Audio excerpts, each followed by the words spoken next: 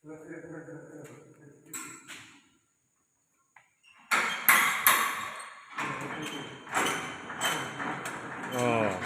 মুরগি যখন ছোট থাকবে ওইটা ওর মাধ্যমে ওইটা নিচে চলে আসবে।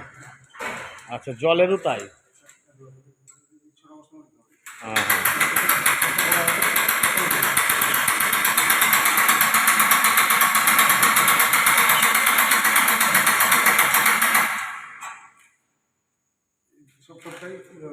হুম হুম হুম।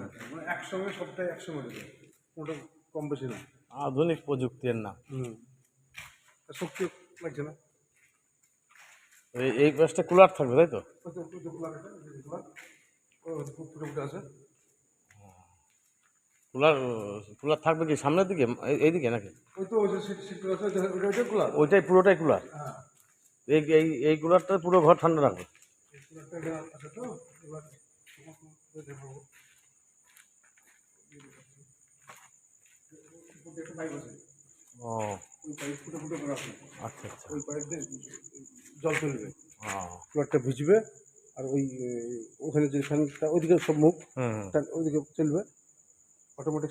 এদিক থেকে বাতাস টানবে যেহেতু ফুটে আছে। হুম হুম। আর ওই জল যেরকম দরকার সেরকম জল পড়বে, জলের দরকার হলে জল বন্ধ হয়ে যাবে। ওটাও ওরকম সিস্টেম?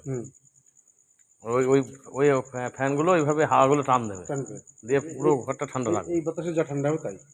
ওটা টেম্পারেচার বাঁধা আছে, মুরগি যতটুকু দরকার। দারুণ সিস্টেম। মুরগি চাষ করলে এইভাবেই করা ভালো।